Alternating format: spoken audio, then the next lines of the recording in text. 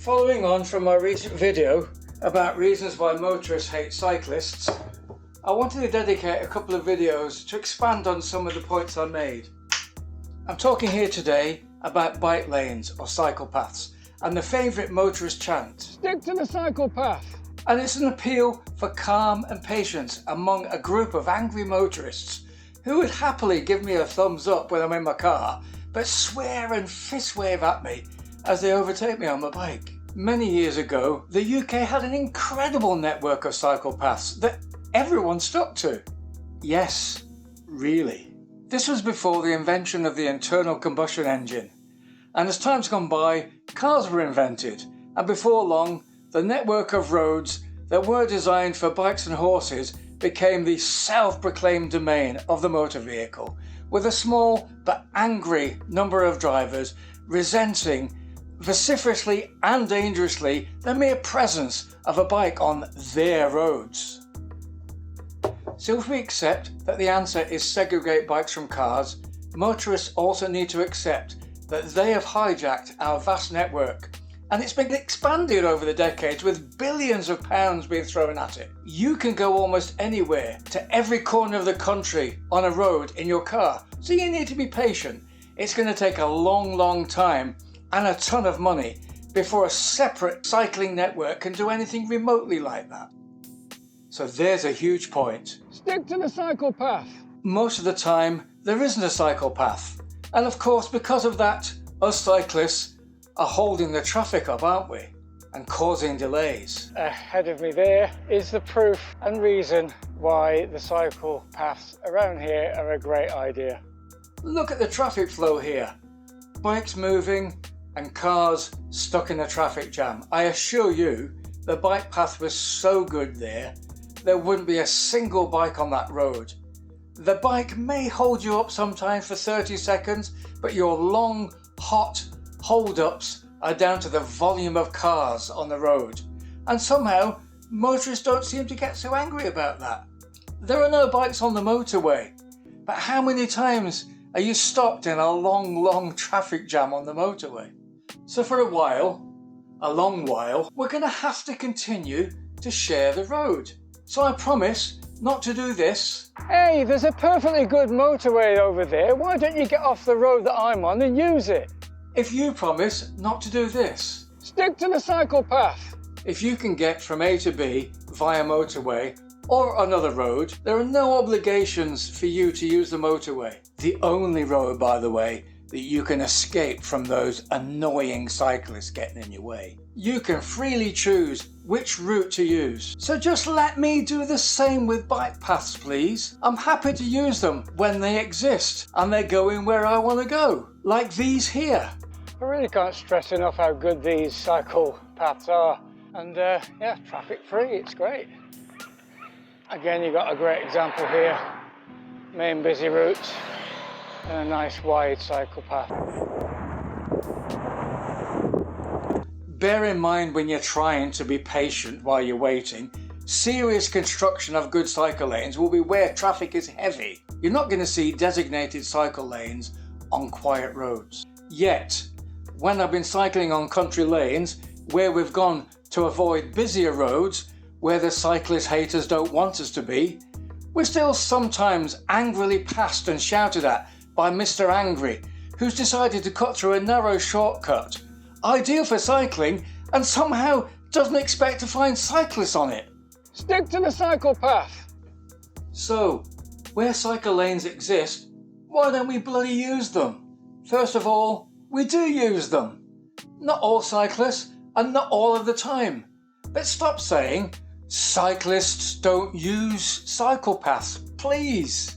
Most cycle lanes in the UK are just created by nicking more of the road that you're already prepared to let us ride on anyway, then painting a white line on it. So be careful what you wish for.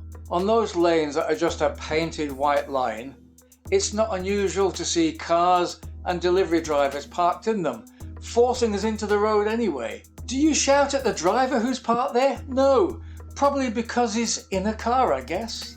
We do have issues with bad design, as you can see here, and here, and here.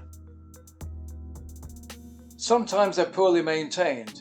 And here we have a classic case of lack of maintenance.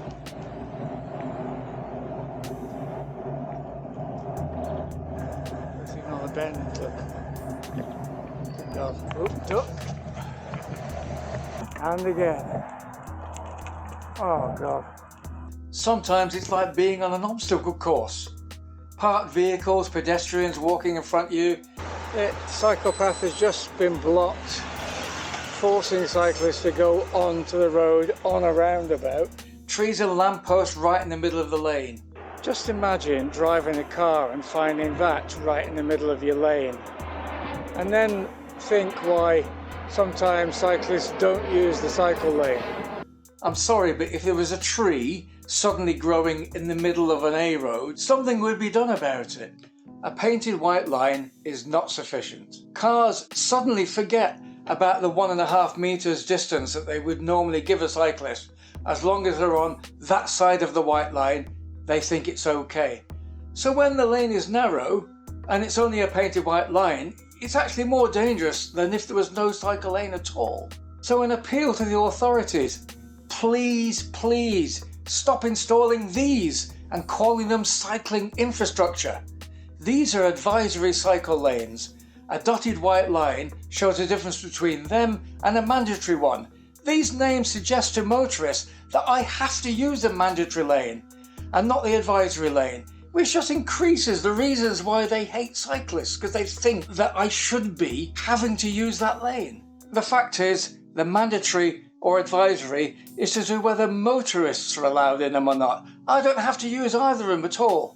But for God's sake, a painted white line on a narrow lane is dodgy enough. But saying motorists can also go in an advisory one if they need to, what's the point of them? These statistics prove the point. In mandatory lanes with a painted white line, there are just as many injuries to cyclists by vehicles as having no lane at all. Curbed protected lanes reduce accidents by about 40%.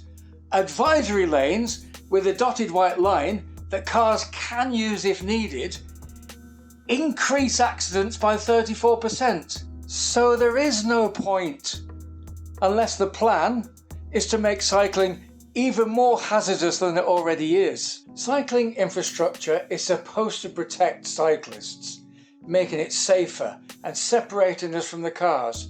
I'm sorry, but these attempts at cheap alternatives are a joke. To be fair to motorists, they've recently also been affected by our government's do it on the cheap thinking. So-called smart motorways, not so smart it seems, were the cheap alternative to adding a lane on a motorway by using the emergency hard shoulder as an extra lane at peak times. This caused such an outcry when safety and accident statistics started pouring in, the whole project was suspended, potentially wasting billions of pounds. Sadly, our government have been doing the same with cheap, ineffective and sometimes dangerous cycling infrastructure. Countless billions have been spent over the decades converting the cycling network of yesteryear into a modern road network built for cars. It's about time they stopped paying lip service to this issue and did the same for bicycles and cycle paths. Most cyclists want it, and most motorists want cyclists off their roads. But cheap alternatives using just a pot of paint are not the answer. The main issue is we're not on cycle paths because the network is not extensive enough and it's full of white lined lanes instead of segregated lanes that you see in other countries, but not often enough in the UK. All of the clips I showed of me on great cycle paths earlier were in France. Ironically, I read in the news occasionally of protests against the building of new cycle lanes. Complete waste of money, they say. And then beeping their horn the next time they see a cyclist using their road. So, Mr. Angry Cyclist Hater wants us off his roads. Take a look at my video I link at the end of this one for the reasons why that hatred exists and why it shouldn't. In the meantime, accept that many cyclists want off those roads.